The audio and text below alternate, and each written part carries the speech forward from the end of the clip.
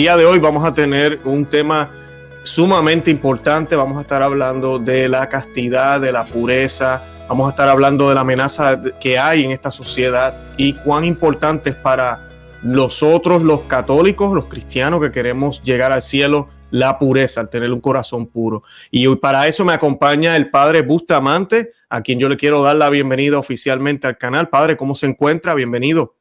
Muchas gracias, a Dios gracias, estamos bien. Como dicen por aquí la gente en Cuenca, estamos como Dios quiere, ¿para qué nos vamos a quejar?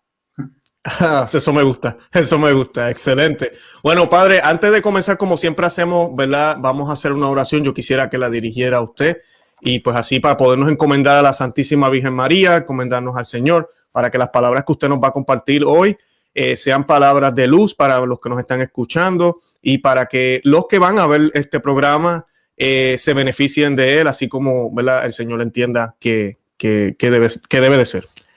Muy bien, vamos a encomendarnos a Nuestra Señora, que estamos en su mes, en el mes de María. En el nombre del Padre, y del Hijo, y del Espíritu Santo. Amén. Amén. Dios te salve María, llena eres de gracia, el Señor es contigo. Bendita tú eres entre todas las mujeres, y bendito es el fruto de tu vientre, Jesús. Santa María, Madre de Dios, ruega por nosotros pecadores, ahora y en la hora de nuestra muerte. Amén. Gloria al Padre, y al Hijo, y al Espíritu Santo. Como era en el principio, ahora y siempre, por los siglos de los siglos. Amén. Sagrado Corazón de Jesús, en vos confío. Dulce Corazón de María, sed la salvación de la salvación mía. Ave María Purísima, sin pecado concebida. San José, ruega por nosotros. En el nombre del Padre, del Hijo y del Espíritu Santo. Amén. Amén, amén. Hay un poquito de delay, como dicen en español, no sé cómo decirle, de atraso, como un par de segunditos de atraso. Padre, antes de comenzar también, se nos olvidó decirle fuera del aire, pero lo vamos a hacer ahora. Puede ser que la audiencia no lo conozca, la primera vez que lo tengo en mi programa, así que quisiera, si nos puede hablar un poquito de usted, dónde está localizado, qué tipo de sacerdote es, ¿verdad? Como hay diocesanos y todo tipo de sacerdotes, ¿verdad? Un poquito de usted, de su persona. Sí, bueno, mi nombre completo es Nilton Bustamante Vázquez, tengo 30 años, me ordené sacerdote el 1 de mayo del 2016, llevo 5 años de sacerdote, me ordené a los 25 años.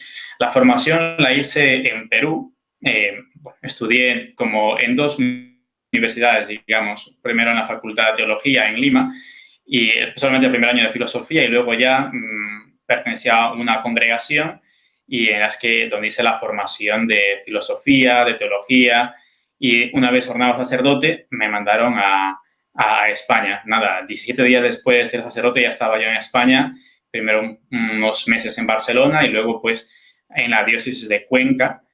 Hay unos pueblos que el señor obispo me encomendó, 4 pueblos pequeños. Y luego, un año después, creo que fue, me encomendó ser director espiritual de un grupo de oración del Padre Pío y también decir la Santa Misa tradicional a este grupo de oración y a otras personas que acuden a la Santa Misa según el rito tradicional, que la decimos en Cuenca 2 veces al mes. Y entre otras cosas que he tenido, pues, y esto, digo, pertenecía a una congregación por motivos X que ahora no viene a cuento explicar. Y bueno, pues ahora, digamos, estoy como diocesano por ahora de la diócesis de aquí en España. Y luego, pues, ¿qué más? Somos 5 hermanos de la familia y tengo una hermana religiosa, de las hermanitas de los Salesianos Desamparados y ya está. No hay Excelente. un poquito más así que explicar. Luego estudié la licenciatura en teología aquí en España, en Toledo, y ya está. Es eso. Lo más importante es que soy sacerdote, eso es lo más grande. Qué bueno. No, padre, yo siempre le digo, y se lo tengo que decir a usted también, se lo he dicho a todos los sacerdotes que he tenido en el canal, yo amo a Dios, amo a Jesús, ¿verdad? Los laicos amamos a María, amamos todo lo que el Señor nos dio, que no nos merecemos nada, pero Él lo hizo todo, hasta entregó su vida por nosotros. Pero a mi caso no me llamó para ser sacerdote, ¿verdad? Y pues a veces uno decía, uno los ve a ustedes, y yo hubiese querido, pero el Señor tiene sus planes. Y pues a mí me ha tocado la vida casada, lo cual felizmente soy casado con hijos, muy, muy contento.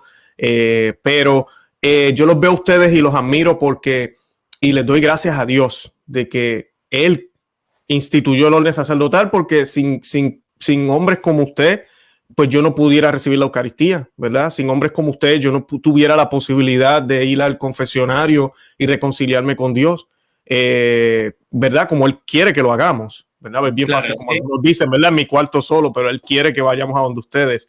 Y pues eso yo lo admiro muchísimo. Y pues de Sí, verdad que oramos mucho por ustedes. tanto ustedes que necesitan sacerdotes, también nosotros necesitamos de sacerdotes. O sea, no me puedo autoconfesar a mí mismo, ¿no? No me Claro. puedo dar a mí mismo, pues también necesitamos, como decía el cura de Ars, el sacerdote es el amor del corazón de Jesús, ¿no? Es lo más grande, una de las cosas más grandes que Dios ha dejado, que somos medios también, pero medios que Dios ha puesto y ya está. Excelente. Padre, me alegro que haya mencionado la edad suya, porque vamos a hablar un tema que yo me atrevería a decir que es más difícil para jóvenes. ¿Verdad? Vamos a hablar de la pureza, la castidad. Yo no estoy diciendo que los adultos no pueden caer en esos pecados también, claro que sí, pero cuando uno madura un poco, ¿verdad? Hasta, ¿cómo se dice? Naturalmente las hormonas y todo ese tipo de cosas bajan un poco, en un sentido, pues uno se controla más. Y a la misma vez la madurez del ser humano, que se supone, ¿verdad? Que con el pasar de los años uno crezca, ¿verdad? En madurez, en conocimiento, en sabiduría. Pero usted tiene 30 años, es sacerdote, es joven, tiene unos votos que, ¿verdad? Son todo un reto. Y hoy vamos a estar hablando de este tema y me encanta que ese sea el escenario porque no nos está hablando cualquier persona, ¿verdad? Nos está hablando alguien que está dando testimonio de eso. Y pues la primera pregunta que yo quería preguntarle es ¿qué es la castidad y cómo la podemos vivir, padre? Sí, bueno, creo que antes de dar una definición de lo que es castidad, podemos decir, para mejor entender qué es la castidad, qué no es la castidad. Como a veces por ejemplo, para definir a Dios es más fácil decir lo que no es Dios que decir lo que es Dios, ¿no? Porque es inabarcable. Bueno, en este tema también podemos seguir un poquito esta táctica de decir qué no es la castidad. Mire, cuando uno explica a los jóvenes o matrimonios que en el matrimonio también deben guardar la castidad, se da una reacción como de asombro, ¿no? Dice, ¿pero cómo? ¿También en el matrimonio hay que guardar la castidad? Como, ¿qué me estás contando, no? Si en el matrimonio ya no es pecado las relaciones sexuales, Dios ha bendecido esa unión. ¿Cómo es posible que también guarde la castidad en el matrimonio? Claro, y esta reacción en jóvenes o en matrimonios demuestra justamente una concepción sesgada de la castidad, ¿no? Reducen la castidad a solamente no tener sexo. Es a lo que reducen la castidad. Y la castidad va mucho más allá del simple hecho de abstenerse de relaciones sexuales. Por eso, la castidad no se define como la abstención de relaciones sexuales. Desde luego, puede equivaler, de hecho, equivale a eso. Por ejemplo, en una pareja no casada, obviamente que la castidad es no tener relaciones sexuales, ¿no? No usar la genitalidad fuera del matrimonio como simplemente un medio de placer. En el matrimonio, desde luego que también hay que vivir la castidad, pero no es justamente ahí la abstención de relaciones sexuales, sino que en el matrimonio hay que vivir la castidad no desvinculando el acto sexual de ese fin procreativo que tiene. Por lo tanto, la castidad no es solamente la abstención de relaciones sexuales. También podemos decir que la castidad tampoco es mojigatería o pudibundez. Es decir, el mojigato es como el beato en el sentido despectivo de la palabra, no en el sentido, digamos, bueno, sino en el sentido despectivo, el beato, quien finge escrúpulo en todo, ¿no? No es casto quien se escandaliza del sexo, menos aún quien se avergüenza de él cuando es lícito, ¿no? La castidad es una cuestión, diríamos, de una mirada interior, no solamente de un caso externo, ¿no? También la castidad no es una cuestión de maniqueísmo. El maniqueísmo decía que todo lo corpóreo, todo lo material es malo, ¿no? Porque ha sido creado de alguna manera por el diablo. Entonces, por lo tanto, digamos, la sexualidad sería malo para el maniqueísmo. Tampoco eso es la castidad. El sexo en sí mismo no es malo. Tampoco la castidad es insensibilidad, es decir, el rechazo hacia el sexo opuesto. El no sentir la atracción por la otra persona, el sexo opuesto, que es algo natural, es algo raro, ¿no? O sea, hombre, si tienes una edad para sentir atracción por otra persona y no lo sientes, tal vez sea que tengas un don especial de Dios que te ha dado, que aún no sientes ese impulso, o bien sea que tienes un problema, ¿no? O sea, hazte como revisar, diría yo. Bueno, en este caso, sabiendo que eso no es la castidad, entonces, ¿cómo podemos definir la castidad? Una señora, no sé si por poco conocimiento o por ironía o por burla, decía que los religiosos hacen votos de pobreza, castigo y obediencia. Castigo. Castigo, realmente es pobreza, castidad y obediencia. Pero realmente esta señora no estaba lejos de la realidad de la palabra castidad. Porque es que la palabra castidad etimológicamente deriva justamente de la misma palabra en latín de castigar, ¿no? Castitas en latín deriva de la misma palabra que castigar en latín. Entonces, de alguna manera tenía razón. ¿Cómo define Santo Tomás de Aquino la castidad? Él dice, la palabra castidad procede del castigo que la razón impone a la concupiscencia, domándole como a un niño, como explica Aristóteles, ¿no?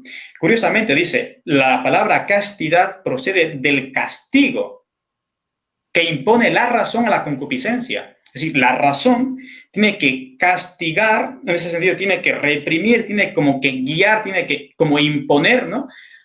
Mediante la razón, tiene que poner a la concupiscencia, en este sentido, a la inclinación sexual, que en sí misma no es mala, pero tiene que ordenarla, tiene que guiarla, ¿no?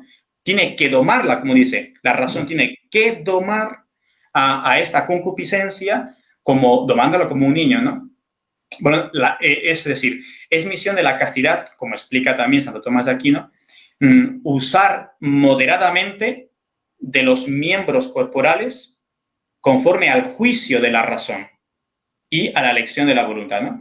A mí siempre cuando me preguntan sobre estos temas, nunca me gusta hablar de una manera muy espiritual, ¿no? Porque a veces queda muy... sino hay que dar fundamentos. Y es por eso que me gusta ir a dar definiciones que tengan pues un peso de razón basados justamente en la sana filosofía y concretamente pues casi siempre voy a Santo Tomás de Aquino. Por eso, aunque parezca esta definición muy así elevada teológicamente o intelectualmente, pero tiene un fondo práctico, ¿no? Es decir, la misión de la castidad es usar moderadamente de los miembros corporales. Ahí está la moderación, conforme al juicio de la razón y a la elección de la verdad. La razón es nuestra capacidad que tenemos de buscar la verdad, ¿no? La razón busca la verdad. La voluntad ama el bien. Entonces, si yo tengo que moderar mis miembros corporales, es decir, esa inclinación de la concupiscencia carnal por medio de la razón, quiere decir que yo tengo que dejarme guiar por la verdad y por el bien. Entonces, lo que usted decía al inicio, nadie ama lo que no conoce. Por eso es importante el conocimiento para luego yo amar. Entonces, debo de guiar mis bajas pasiones de acuerdo a la verdad y al bien. Porque muchas veces lo que yo quiero simplemente como un bien sensible, corporal, está en contradicción del bien que me guía la razón, ¿no? De ese bien espiritual. Por lo tanto, debo de guiarme no según el querer de mi pasión, del simple deseo. Y lo que busca la razón es la verdad, el bien espiritual. En cambio, la pasión solamente busca un bien sensible que si no está guiada por la razón, es un mal para la totalidad de la persona, es decir, para mi alma, para mi cuerpo, ¿no? Por lo tanto, podemos decir que la castidad, como función secundaria, tiene esta misión de refrenar, de sujetar o de castigar el apetito sexual. O sea, reprimirlo para que no se salga de sus cauces. Pero esta no es su única función, ni siquiera es lo más importante de la castidad, el refrenar, sujetar, castigar, sino lo más importante de la castidad es el encauzar esa energía, ese apetito hacia un amor auténtico. Por eso, San Agustín, primero cito a un autor, John Senior, que él decía que el pecar contra el sexto o el noveno mandamiento no solamente es que es un pecado, sino que es una mala dirección del amor. Por eso San Agustín dice que la castidad es una virtud que, acompañada de la fortaleza, es capaz de sobrellevar cualquier mal antes de consentir al pecado. La castidad es una virtud que, acompañada de la fortaleza, es capaz de sobrellevar cualquier mal antes de consentir el pecado. Por eso la castidad se relaciona con la virtud de la fortaleza. Obviamente que la castidad está dentro de esta virtud de la templanza, ¿no? La castidad es un modo, es como, no sé, una hija, podemos decir, es una manifestación de la templanza. Pero la castidad también se relaciona con la fortaleza.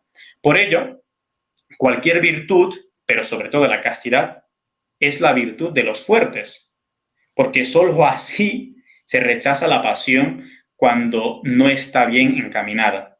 El dejarse llevar por el deseo, por el consentir los pensamientos impuros, los deseos impuros, mirar pornografías, el pecado de cometer actos impuros con una persona o con uno mismo, para ello uno no necesita ser valiente y ser fuerte.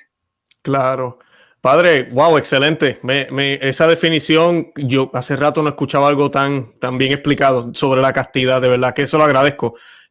Yo siempre también dimensiono en el programa a veces, especialmente entre hombres, aunque ¿verdad? Esto pasa entre mujeres y hombres, ¿verdad? En ambos sexos, pero si uno no puede controlar lo que uno hace tal vez en privado, ¿verdad? Que supuestamente nadie está viendo, Dios nos ve todo el tiempo.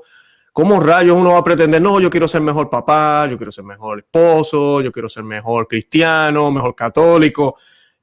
No, tenemos que arreglar la casa primero, ¿verdad? Nuestra casa. Y si no nos fortalecemos y nos ponemos las pilas, como dicen en algunos países, para hacer eso con la castidad y con la gracia de Dios, que el Señor nos da esa fuerza, y la inteligencia que nos dio Él también, porque estamos hechos a imagen y semejanza de Él, pues no vamos a poder, no tiene sentido. O sea, quiero ser mejor papá, pero me pongo a mirar, como dijo usted, pornografía. Quiero ser mejor esposo, pero miro a la vecina cuando sale al patio. O me pongo a mirar a la muchachita que camina por el frente de donde sea.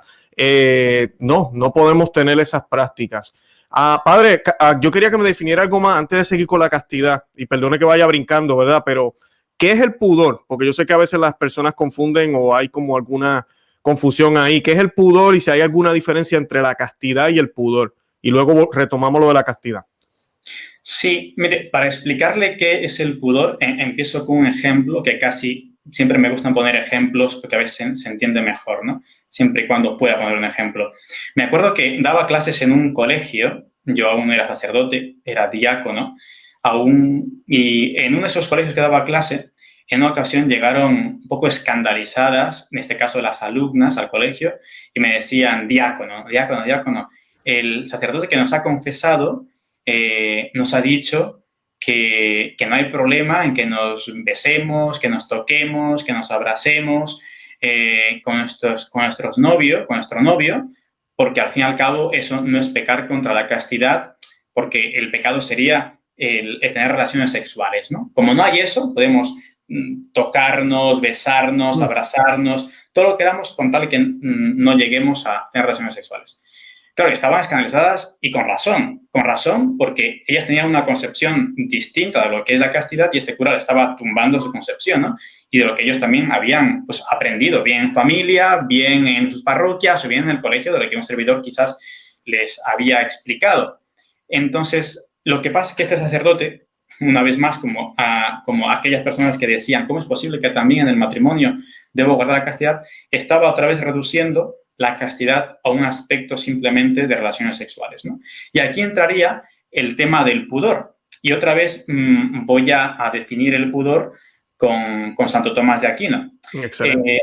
Santo Tomás de Aquino dice que el pudor es una hija, es una manifestación de la castidad, ¿no? Bueno, el pudor es una manifestación de la castidad, es decir, así como la lujuria tiene sus hijas, que así luego lo expliquemos un poquito, también la castidad tiene sus hijas, ¿no? Santo Tomás dice, el pudor pertenece de un modo especial a la castidad. El pudor es una palabra que indica vergüenza, dice Santo Tomás de Aquino, ¿no? El pudor pertenece de un modo especial, por lo tanto, se diferencia de la castidad, es distinta a la castidad, pero es una manifestación de la castidad, ¿no? Es decir, se encargará el pudor en poner orden y discreción ¿en qué cosas? En los tocamientos, en los besos, en el vestido, en las composturas, en la mirada, ¿no? En todo lo que puede influir directamente en la excitación o provocación del deseo acerca del placer perfecto. Desde luego que el pudor y la modestia, que son palabras semejantes, no estrictamente lo mismo, pero palabras semejantes, el pudor y la modestia se relacionan mucho con el tema del vestido. Desde luego que tiene que ver muchísimo con eso, y ahora explicaré un poquito esto, pero el pudor va mucho más allá, ¿no? Tanto en el ámbito interno, que sería en este caso, por ejemplo, los pensamientos, los deseos, y el ámbito externo, ¿no? En ese ámbito externo, justamente, es que el pudor tiene que poner, dice, orden y discreción. Orden, discreción. Es decir, un orden tiene que estar bien encaminado. Discreción. A ver, si esto me lleva a un pecado, me pone en ocasión, pues obviamente no me es lícito ponerme en ocasión de pecado. Por lo tanto, repito, ¿no? Orden y discreción, ¿en qué cosas? En los tocamientos, en los abrazos, porque también hay abrazos pasionales, en los besos, porque también hay besos que son pasionales y que pueden llevar, y de hecho muchas veces llevan al pecado, ¿no? Al despertarse el deseo sexual. En la mirada, en el vestir, en las composturas, ¿no? Cuántas veces se ve por ahí, sobre todo en mujeres, en la exageración, en la manera de caminar, ¿no? Una caminata muy, muy sexual. Y luego también la mirada, que puede ser, pues, que vieron, como decía usted antes, a la chica que pasa por la calle o al chico que pasa por la calle o de mirar pornografías, todo eso. El pudor es parte de la castidad, por lo tanto, ¿no? Por tanto, el pudor es como el camino para la castidad, es la defensa, es el sostén, podemos decir así, de la castidad. Si se comienza con besos, abrazos, tocamientos, pronto llega, ¿qué cosa? El apetito del placer perfecto. Si el hombre se retrae del acercamiento imprudente, fácil será alejar el peligro de cometer un pecado, pues un acto, digamos, un pecado de impureza ya perfecto, que sería tener relación sexual, ¿no?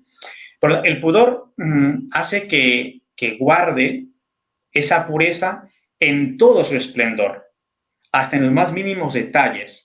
Que busquemos la máxima pureza y no solo que evites tener intimidad, pero es que además, si guardas el pudor, evitarás caer en pecados de impureza.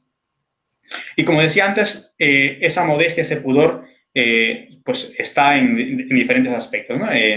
Decía antes, pues en los besos, abrazos, bueno, etcétera. Pero me gustaría centrarme, si le parece bien, un poquito explicar, porque el tema es larguísimo. Podemos aquí hablar de una conferencia entera sobre el tema del pudor y de la modestia, que no terminaríamos en 2 horas. Pero así, a grandes rasgos, el tema del pudor en el vestir, ¿no? Sí, es importante. Sí, es muy, sobre todo en este ambiente en el que vivimos ahora en este mundo, lamentablemente, que es tan inmodesto en diferentes aspectos.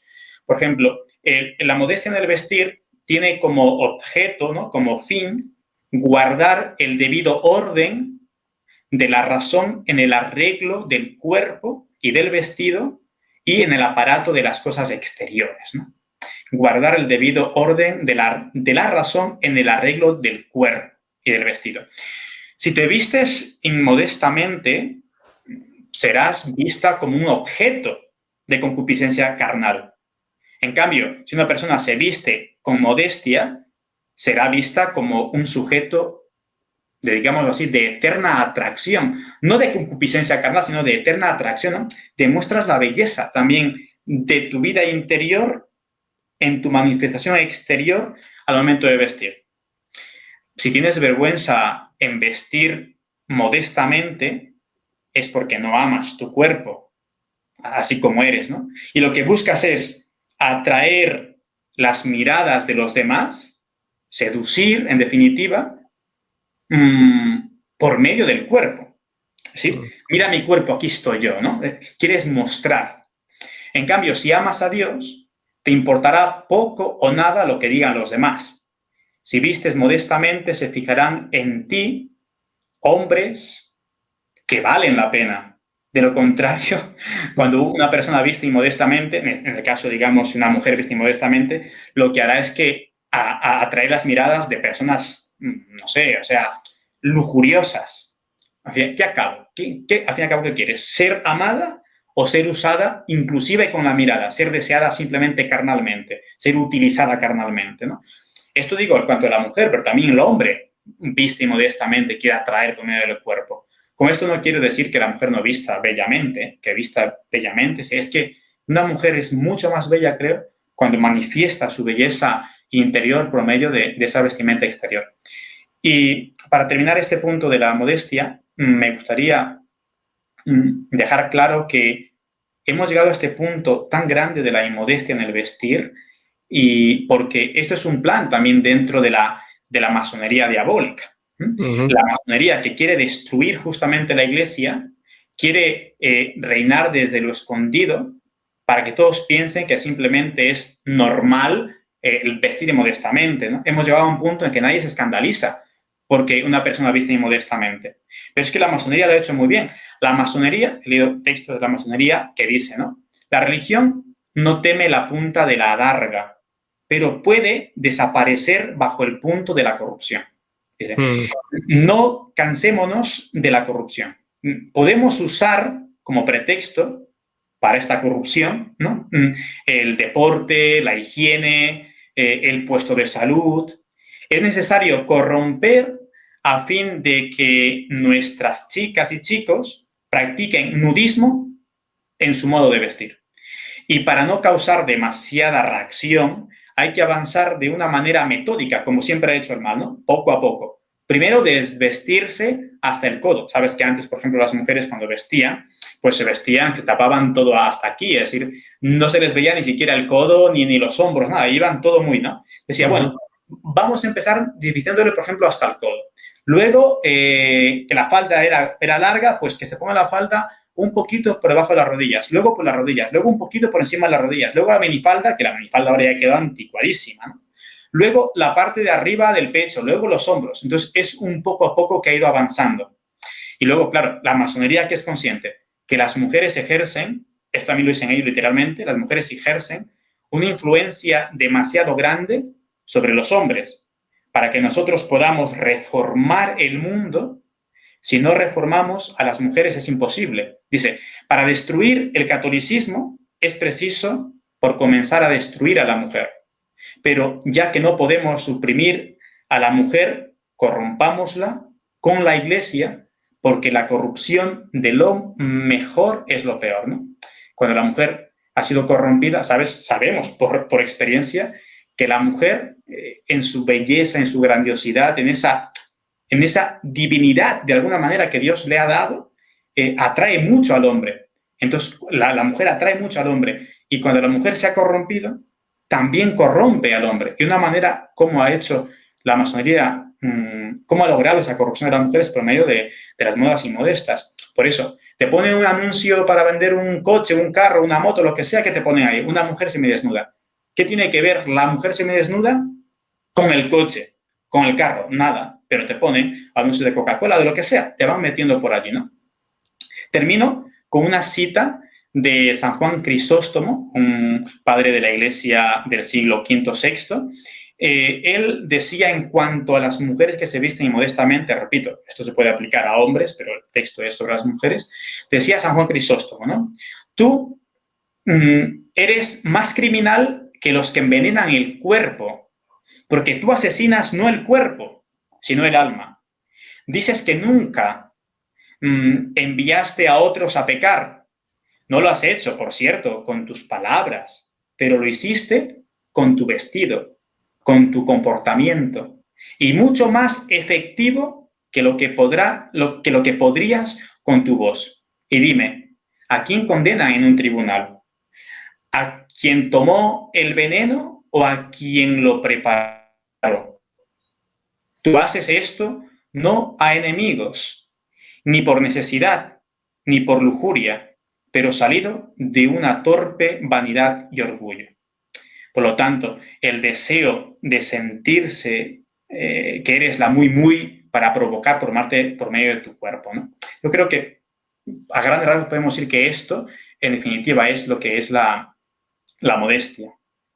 Excelente, no, excelentísimo. Me recordaba, padre, también la estrategia de Satanás con Adán y Eva, ¿verdad? Se fue por la mujer, nos dice las Sagradas Escrituras, pero Dios también tuvo su plan, ¿verdad? Y la Inmaculada Concepción, la Santísima Virgen María, ¿verdad? Escogida por él, mujer, para traer la salvación al mundo, ¿verdad? Traer a Cristo. Es definitivamente el papel de la mujer es importantísimo en la sociedad y en la naturaleza creada por el mismo Dios.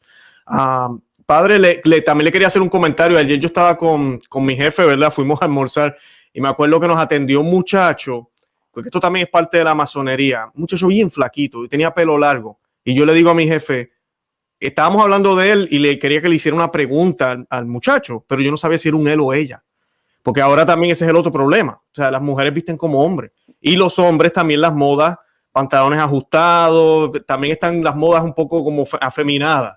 Y uno no sabe quién es hombre o quién es mujer ahorita mismo. Yo creo que eso también es parte de destruir ese orden, esa belleza masculina, esa belleza femenina que fue creada así por Dios. Claro, claro. Sí, luego es lo que han logrado. Como digo, el tema es bastante amplio que se puede aquí explicar, no solamente el aspecto, digamos, que te lleva a pecado la inmodestia, sino también ese aspecto social de la modestia, ¿no? La diferencia entre hombre y mujer. Y la belleza que manifiesta el hombre con su manera de vestir, la belleza que manifiesta la mujer en su manera de vestir. Y aquí, en la modestia, por ejemplo, podemos recordar con San Pablo, que nos dice que no somos dueños de nuestro cuerpo, sino que somos templo del Espíritu Santo. Por lo tanto, dice San Pablo que debemos tratar este cuerpo como algo sagrado. Y lo sagrado se vela, se cuida, se oculta, ¿no? Los sagrarios, antes y ahora también, donde los pongan, solían tener un velo, ¿no? Que cubría el velo. O los copones, ¿no? Tenían el velo que les cubría. Entonces, ¿qué significa eso? No es para que no entre el polvo en el sagrario, que también tendría un fin de eso, pero sobre todo era como recordar que lo sagrado está velado, el cuerpo es sagrado y también debe estar velado y debe estar oculto ante las miradas y debe ser manifestado, dado a aquella persona que te ha prometido fidelidad dentro del matrimonio ante Dios. Excelente. Padre, la siguiente pregunta, como que la contestó un poco, pero vamos a tocar el tema de la virginidad, ¿verdad? La pregunta es, ¿estamos todos llamados a ser castos? Obviamente sí. Es solo para los que no, pero la pregunta es, ¿solo para los que no han perdido su virginidad o los religiosos? Sabemos que la respuesta es no, pero sería bueno para que nos hablara un poco la diferencia tal vez entre lo que es la virginidad, la castidad, ¿verdad? Que la gente, yo creo que eso es lo que confunden también. Sí, a ver, la castidad, digamos, obviamente que no solamente está llamada a vivir la castidad de la persona que no ha perdido la virginidad, sino que una persona que ha perdido la virginidad también está llamada a vivir la castidad, ¿no? La virginidad, podemos decir que es la abstención total de los actos venerios, tanto fuera del matrimonio como ha hecho, por ejemplo, un voto de virginidad perpetua, ¿no? Hay personas que han perdido su virginidad, que luego se han convertido y que se han entrado en la vida religiosa y que ahora son sacerdotes o son religiosas. Obviamente no son vírgenes físicamente hablando, pero viven esa castidad, ¿no? Viven esa castidad. Es decir, la castidad estamos llamados todos. Las personas que son vírgenes, obviamente, llamados a guardar esa castidad, y las personas que han perdido la virginidad también están llamadas a vivir esa castidad. Y en primer lugar, estamos llamados a ser castos porque nuestra condición de personas nos eleva por encima de lo puramente animal. Es lo primero, es decir, porque somos personas racionales, debemos vivir la castidad. Si un día no es virgen, bueno, también está llamado a vivir esa castidad, porque Dios, como dice nuestro Señor, por ejemplo, citando un salmo en la Pasión de Cristo que pone Mel Gibson en las palabras en la boca de Cristo, dice: Madre, yo hago nueva todas las cosas, ¿no? Dios lo restaura todo. No puedo volver, obviamente, a ser otra vez virgen si uno ha perdido la virginidad, pero puede otra vez guardar esa virginidad espiritual, digamos, esa castidad. Por lo tanto, cada persona debe vivir la castidad según la vocación que Dios le ha dado. Una persona soltera debe vivir su castidad o su virginidad en esa soltería, absteniéndose de relaciones sexuales hasta el matrimonio. Una persona casada debe guardar la castidad dentro del matrimonio, que es no desvincular una relación sexual de ese fin procreativo que tiene justamente el acto sexual, tiene un fin procreativo. También es una relación de amor, esa unión, obviamente. No es vincular el fin procreativo dentro de la relación sexual, que eso es guardar la castidad en el matrimonio, y también es, obviamente, abstenerse de vez en cuando, que viene muy bien, de relaciones sexuales. Y, por otra parte, el que tiene la vocación de religioso debe de vivir su castidad con ese plus que él se compromete, religioso o sacerdote o religiosa, ¿no? Con ese voto de castidad o esa promesa de celibato en el caso de los diocesanos. Es decir, tiene que vivir su castidad de esa manera. No es que yo esté más obligado como religioso sacerdote a guardar la castidad que aquel que no está. Sí, estoy más obligado porque tengo un voto ante Dios, pero es que tanto al no casado o al soltero o al casado o a mí o a la religiosa, nos manda y nos obliga un mandamiento. Perdón, 2 mandamientos, el 6º y el 9º, ¿no? No cometerás actos impuros y no desearás pensamientos ni deseos impuros. Yo creo que me gustaría citar a San Pablo, nos ilumina aquí para ver cómo cualquier persona, cualquiera que sea su vocación, está llamado a guardar castidad. San Pablo, en la primera carta a los Corintios, capítulo 6, del 9 al 20, se puede leer, yo leeré trozos, donde él nos dice, ¿no? ¿No sabéis acaso que los injustos no heredarán el reino de Dios? Dice: no os engañéis. Ni los impuros, ni los adúlteros, ni los afeminados, ni los homosexuales heredarán el reino de Dios. Pero el cuerpo no es para la fornicación, sino para el Señor, y el Señor para el cuerpo.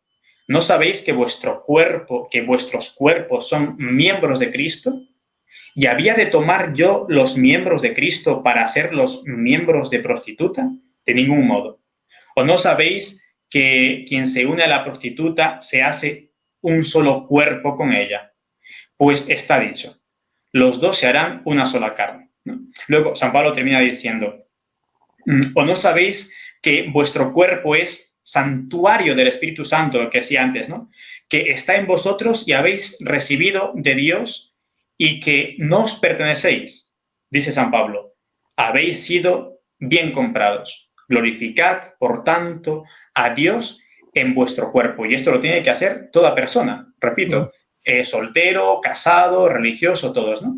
Bueno, y luego hay otra cita de San Pablo, por ejemplo, puedo citar a 1 Corintios también 3, del 16 al 17, dice: ¿no sabéis que sois santuario de Dios y que el Espíritu de Dios habita en vosotros? Si alguno destruye el santuario de Dios, Dios le destruirá a él, porque el santuario de Dios es sagrado y vosotros sois ese santuario, ¿no? Es decir, reconocer nuestra dignidad de personas por ser justamente ese templo del Espíritu Santo nos tiene que llevar ya a guardar esa castidad. Claro, claro. Entonces, definitivamente, ¿verdad? Es importante mantener la pureza, ¿verdad? Es importante para poder entrar al cielo, tener un corazón puro, ¿correcto? Sí, sí, desde luego, porque como ya, ¿no? El mismo San Pablo lo dice, es decir, porque para entrar al cielo, de hecho, hay que guardar la castidad. Mire, podemos fijarnos en el mensaje de la Virgen de Fátima. La Virgen de Fátima, ¿qué dijo a los pastorcitos? Dijo que los pecados que más llevan al infierno son los pecados de lujuria. Y San Alfonso María de Ligorio, un moralista famoso, muy famoso, un gran santo, decía que los que se condenan no se condenan sin un pecado de impureza. Se puede condenar por otras cosas, ¿eh? Faltar a misa un domingo es pecado mortal, si no voy porque no me da la gana ir, por ejemplo, y me muero al día siguiente y no me he arrepentido y no me he confesado, no he hecho un acto de contrición, me condeno. Pero decía él que casi todos los que se condenan siempre con algún pecado de impureza. ¿Y por qué los pecados de lujuria llevan al infierno? Yo creo que la explicación, otra vez la respuesta, nos la da Santo Tomás de Aquino. Él, cuando explica la lujuria, habla luego de las hijas de la lujuria, que son, bueno, son varias hijas de la lujuria. Bueno, por ejemplo, está la ceguera de la mente, la desconsideración, la inconstancia, la precipitación, el amor propio, el odio a Dios, el amor a este mundo, la abominación o desesperación de un mundo futuro, ¿no? Entonces, él, cuando habla de estas hijas de la lujuria, cuando habla de una de las hijas que es el egoísmo o el amor propio, él dice, una de esas hijas, el egoísmo o amor propio, dice que busca un placer desordenado y es causa del odio a Dios, impidiendo con la misma fuerza de la concupiscencia el amor a Dios. El otro es el amor a la vida presente, en la que se encuentra el placer, y la desesperación de la vida futura, ya que quien no reprime los placeres carnales no se preocupa de adquirir los espirituales, sino que siente fastidio de ellos. Entonces, Santo Tomás de Aquino, ¿qué llega a decir? Pues justamente que una de las hijas de la lujuria es ese amor propio, ese egoísmo, me centro yo, porque al fin y al cabo, ¿qué es el pecado de lujuria? De una manera casera, no tan técnica ni filosófica teológica, podemos decir que la lujuria es utilizar al otro o utilizarme a mí como un objeto sexual, buscar mi placer, ¿no? En sentido estricto, la lujuria se define de otra manera, pero en la, digamos, al fin y al cabo es verdadera esta definición. Busco al otro como un objeto de placer. Por lo tanto, es mi egoísmo, es mi placer, ¿no? ¿Qué conlleva? Que conlleva, en último término, el odio a Dios. Como Dios me prohíbe hacer esto, no quiere que haga esto, al fin y al cabo termino rechazando a Dios. ¿Y el odio a Dios qué lleva? Pues lleva a hacerme un hombre totalmente carnal, a animalizarme, por lo tanto, a no pensar en la vida eterna, porque en lo que ha quedado desordenado el hombre después del pecado original es en la soberbia, justamente, y en la lujuria, ¿no?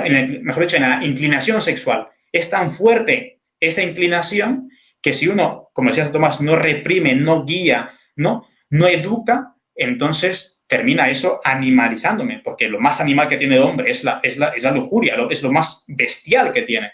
Y por lo tanto, cuando me dejo llevar por ello, me hago hombre animal, me hago eso, un ser simplemente terrenal que no me deja pensar en lo espiritual.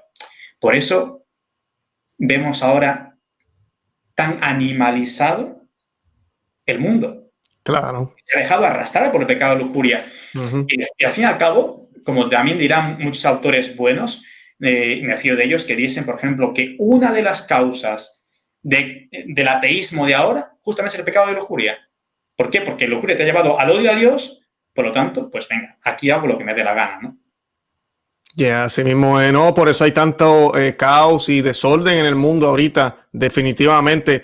Y más o menos mencionó algo ahí, padre, pero quería para enfatizar un poco, ¿verdad? Los que nos ven y puedan determinar cuáles son los enemigos de la pureza en estos tiempos actuales, en los tiempos que vivimos hoy. ¿Cuáles son esos enemigos?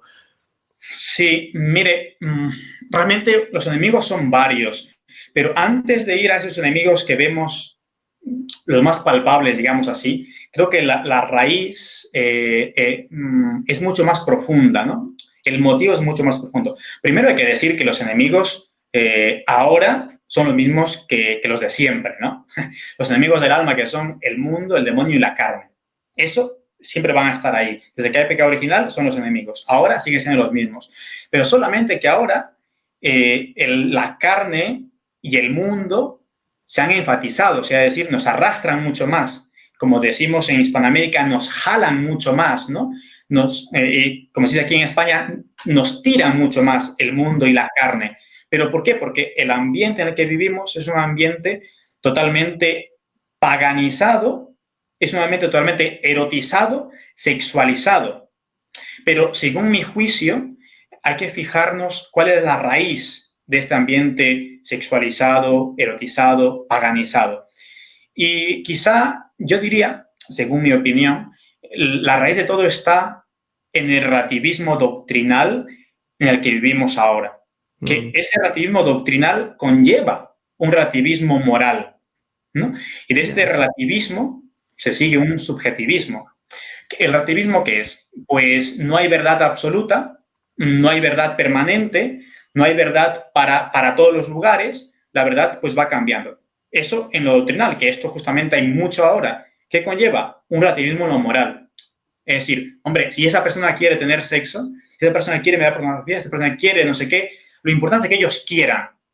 Y ya no hay pecado, ¿no? Es el subjetivismo en el querer. Pero esto se ha llegado, ¿por qué? Porque nos han comido la cabeza, nos han enseñado mal en cuanto a lo doctrinal. Cuando los principios intelectuales no están bien puestos, se siguen justamente unos pecados, unos errores, si quieren, doctrinales, morales. Por lo tanto, hemos llegado a este relativismo moral que todo está permitido. Por lo tanto, yo creo que la base de todo está ahí. Ese relativismo que existe ahora en lo moral, en lo doctrinal, ¿qué va a conllevar? Pues ver el sexo como algo bueno de cualquier manera. El sexo es bueno en sí mismo, pero es que es bueno ya antes del matrimonio, en el matrimonio de cualquier manera, fuera del matrimonio, hay poliamor. Miren, yo una vez caminando justamente por aquí donde estoy ahora, iba hacia el coche, iba caminando por la calle y delante de mí iban unos niños, 12, 13 años, que la chica le decía al chico, oye, tú conversa con tu novia, o sea, 12, 13 años ya, con tu novia, tú conversa con tu novia y si se ponen de acuerdo de tener una relación abierta, pues ella se puede liar con otro y tú te puedes liar con otra, ¿no? Puedes salir, liarte, juntarte, besártelo, o como se llame por allí. Es decir, pues es cuestión de que se pongan de acuerdo. Claro. Entonces, ¿a dónde han llegado esto ellos? Ya no son conscientes de que es producto de subjetivismo. Pero ¿cómo han llegado a esto? Pues aquí vienen los otros frutos, ¿no? Diría, las redes sociales, la televisión, la educación, son los enemigos de ahora. Es que Freud, por ejemplo, que es el desastre completo, él llegaba a decir que el principio motor que mueve a las personas justamente, el principio principal es el placer. El placer es lo que mueve. Ya no es el amor, es el placer. Porque si el placer es lo que mueve, para Freud, por lo tanto, no hay que reprimir en el sentido bueno de encauzar, de encaminar la sexualidad, sino que hay que rienda suelta, pero desde la niñez, desde la infancia. Por eso ahora, ¿a qué se enseña en los colegios? Ya, no sé, aquí en España, por lo menos en muchos lugares, ya en el jardín o en el parvulario, como se llame allí, se dice que hay que enseñar a los niños a tener placer, a estimularse, y se enseña. Se enseña por la televisión, por las redes sociales, ideología de género, bueno, un montón de enemigos, por decirlo, ¿no? Pero creo que el fondo está allí, el relativismo moral, doctrinal, en el que se ha llegado pues, a este subjetivismo que todo está permitido.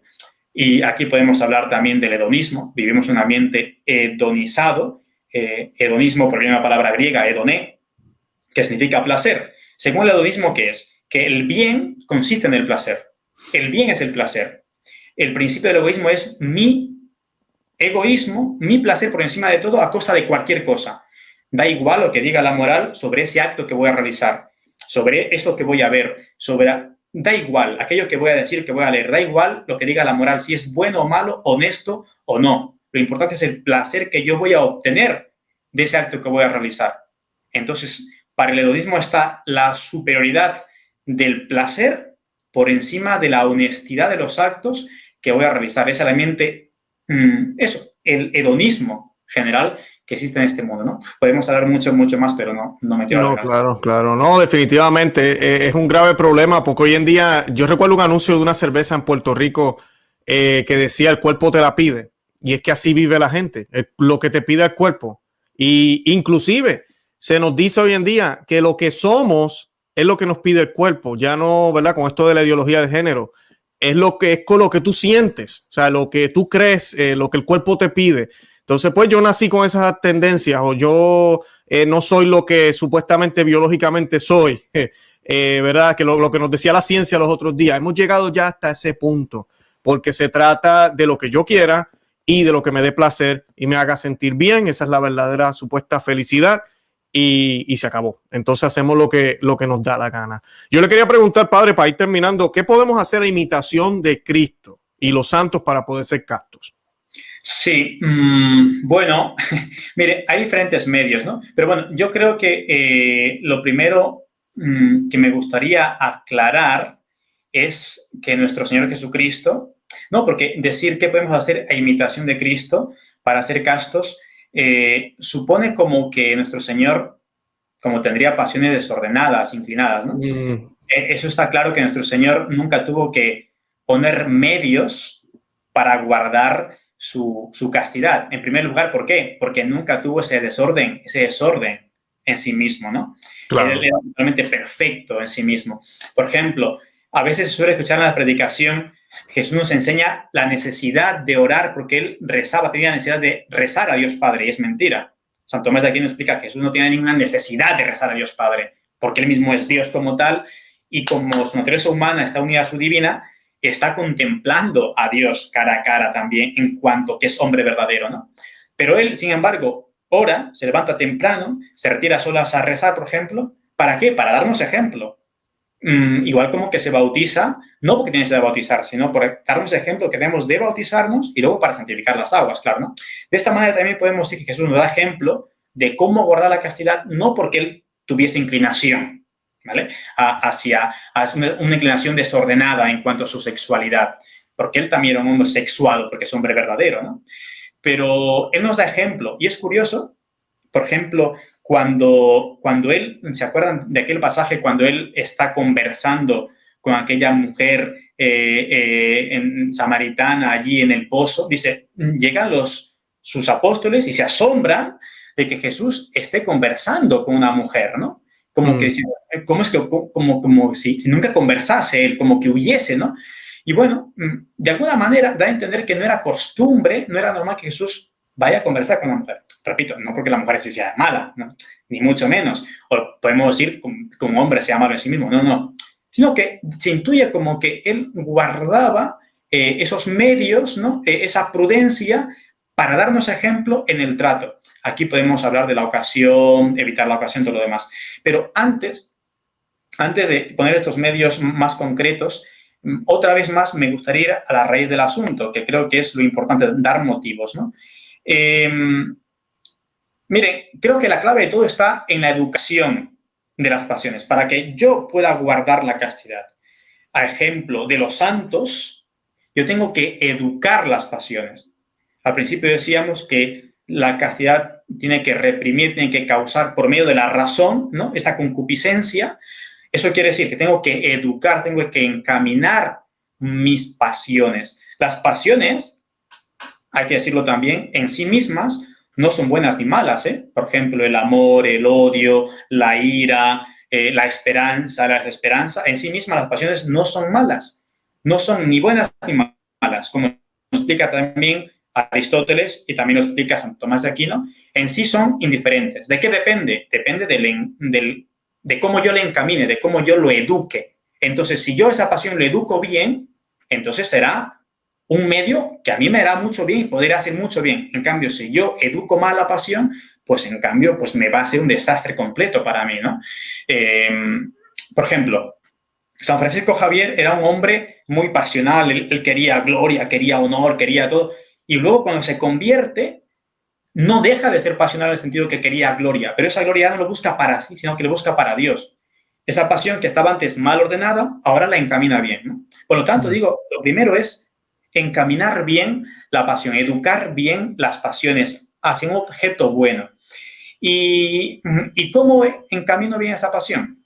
Miren, creo que lo primero de todo es darme cuenta que me es necesario y conveniente educar mi pasión.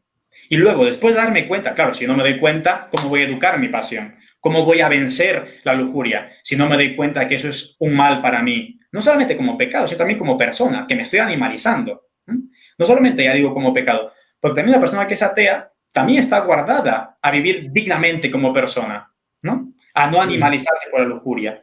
Lo primero es darme cuenta de que me es conveniente, necesario, por 1000 motivos, educar mis pasiones. Y después de darme cuenta, no basta solamente con darme cuenta, con el conocer, sino el querer, el determinarme firmemente a vencer esa pasión. Entonces, si yo me determino firmemente a vencer esas pasiones, en este caso la lujuria, entonces pondré los medios, porque ante una voluntad firme de querer vencer, se estrella la pasión cuando viene, ¿no? Hablo en este caso de un ámbito, de un medio simplemente natural, ¿eh? Hay que aclarar que nosotros no podemos solo, ¿eh? Aquí vienen los otros medios que son los espirituales, ¿no? Pero para empezar es esto, querer, luego poner los medios, y en este caso, por ejemplo, es también medios naturales, el principal es evitar la ocasión de pecar. Evitar la ocasión de pecar. Porque este es el principal. Porque ya decía, creo también era San Juan Crisóstomo, decía que si tú rezas, haces penitencia, rezas 5 rosarios diarios, no sé qué, no sé cuántos, haces oración, dices, no, ya estoy libre de todo pecado, ahora ya estoy fuerte, ahora sí que voy a ir con esos amigos míos a la discoteca, voy a ir con esas chicas, ya verá que no voy a pecar. Claro, es imposible. Decía, es decir, lo más importante para guardar la castidad es evitar la ocasión de pecar. Es lo más importante, mucho más que la oración. Aunque se sorprendan, ¿eh? Y no lo digo yo, decía San Juan Crisóstomo, mucho más que la oración es evitar la ocasión de pecar.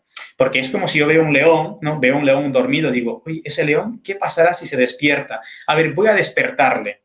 Claro, despiértale. Y te traga. No, es que yo solamente le quería despertar, no quería que me coma. Sí, claro, pero el león, una vez despertado, te come. Es igual como la pasión, ¿no? Es que yo solamente le quería dar un beso, es que yo solamente quería esto. Claro, despierta la pasión, luego es incontrolable.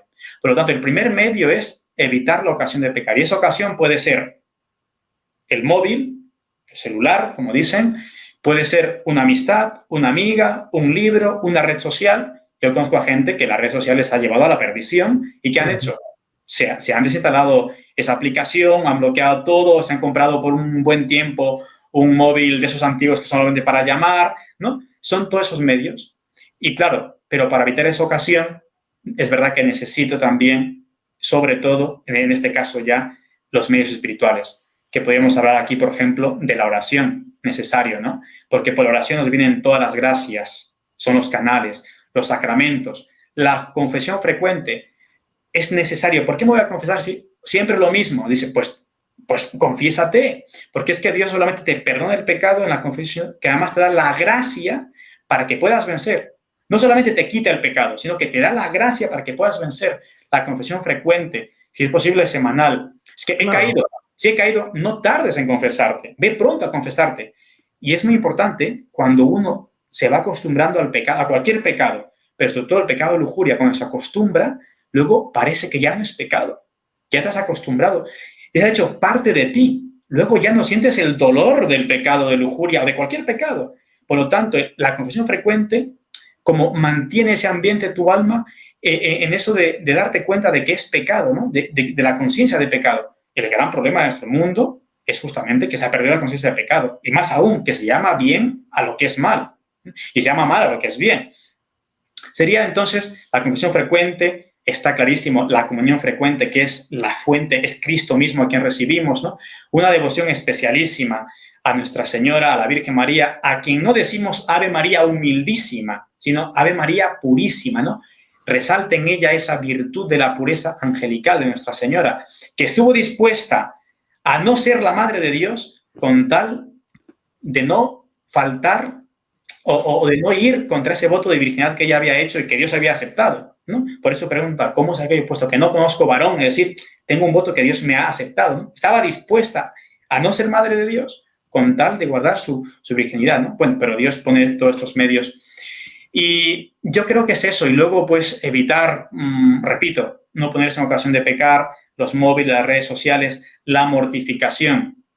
Esto se relaciona también con el mundo hedonista en el que vivimos, en el que se busca el placer en la comida, en el dormir, en las duchas que te dan masajitos. Se busca el placer en todo. Ya nos enseña a los niños a ser mortificados ahora y a sacrificarse, a trabajar, también a ayudar en casa, la mortificación. Luego, evitar estar ociosos, porque el quien está ocioso sí, eso es una ocasión magnífica para que el demonio tiente. Por eso decía San Jerónimo, o sea, que cuando el demonio te tiente, que te encuentre ocupado, ¿no? Hay que estar ocupado, ¿ya? Pues, hombre, yo digo, cuando estás en la cama sin hacer nada, la cama es para dormir. Si vas a la cama no es para estar con el móvil, no es para estar con el celular ahí revisando cositas, no. La cama es para dormir por la noche y si quieres para hacer la siesta. Y luego te levantas. Porque la cama es un lugar precioso y magnífico para que el demonio tiente. Luego allí la tentación, esto, el otro, ya. Evitar el trabajo, la mortificación. Al fin y al cabo, esos son los medios que creo que en general podemos poner. Excelente, padre. Hoy estoy entusiasmado. Qué programazo. De verdad que gracias 1.000.000 por toda la información que nos compartió hoy. Yo quería aprovechar para invitar a la audiencia. El padre Bustamante también tiene un canal en YouTube. ¿Cómo se llama el canal en YouTube, padre? Sursum Corda VCR. Okay. Yo voy a poner el enlace en la descripción del programa. También el programa nosotros lo distribuimos por podcast. O también voy a colocar el enlace en el podcast para los que quieran accesar al canal. Tengo entendido que usted tiene charlas, me estaba mencionando antes de comenzar el programa, y buen material para que los que nos están viendo se beneficien de ese material. Así que invito a los miles que nos están viendo que vayan y se suscriban al canal. Así más personas pues van a saber que el padre Bustamante, ¿verdad? Su canal existe y toda la información que está ahí disponible. Padre, ¿algo más que quiera añadir? No, yo creo que no, y creo que hay que pensar que somos hombres espirituales, ¿no? El gran problema de nuestro tiempo es que somos hombres, nos ha animalizado tanto el mundo, el ambiente consumista, materialista, que nos ha quitado en el sentido de decir que no nos deja pensar en que tenemos alma, ¿no? En que somos alma. Bueno, esto filosóficamente no es tan acertado, pero para que nos entendamos que somos alma también y que estamos llamados a la vida eterna y que no vale la pena por unos segundos, por un momento de placer, perder la eternidad, perder el cielo. Y no solamente perder la eternidad, sino también lo más grande que es perder a Dios, ¿no? Perder a Dios en mi alma, perder la gracia, que ya está bastante ofendido y que hay que buscar realmente pues amarle sobre todas las cosas. Es verdad que somos seres humanos, somos hombres, podemos caer, pecamos 1000 veces, nos levantamos, un servidor, soy el primero el que puede caer, nadie está libre de pecado, pero a veces las caídas nos vienen muy bien para darnos cuenta de que somos débiles y que por lo tanto, como dice San Pablo, todo lo puedo a aquel que me conforta, o lo que dice Jesús, sin mí no puedes hacer nada. Las caídas también nos vienen a veces muy bien para, como los santos, ¿no? San Ignacio de Loyola, San Agustín, después de esas caídas se levantaron, fueron los que se entregaron con más generosidad. Por lo tanto, pensemos en el cielo, que es donde estamos llamados a vivir para siempre. Amén. Gracias, Padre, de verdad. Para terminar, como siempre le pido a los sacerdotes que invito, no puedo terminar sin que nos dé la bendición a todos los que están viendo el programa, lo van a ver, y a mí también, obviamente. No me puedo ir sin eso. Muy bien. Nuestro auxilio es el nombre del Señor, que hizo el cielo y la tierra. La bendición de Dios Todopoderoso, Padre, Hijo y Espíritu Santo, descienda sobre vosotros y acompañe siempre. Amén. Amén. Muy bien. Gracias, Padre. De verdad que le agradezco que haya aceptado la invitación. Ojalá no sea la última vez que lo tengamos aquí en el programa. Y nada, le invito a los que están viendo, como ya mencioné, que vayan y visiten el enlace también del canal del Padre Bustamante. Además de eso, como siempre les invito a los que ven este programa, que lo compartan, que le den me gusta para que más personas se enteren de que existimos. Y si no hay nada más que decir, yo siempre me despido con la frase, ¿verdad? O con la ejaculatoria Santa María, ora pro nobis. Así que le pedimos a la Santísima Virgen que ruegue por nosotros. Santa María, ora pro nobis. Que el Señor lo bendiga, Padre. Muy bien, igualmente.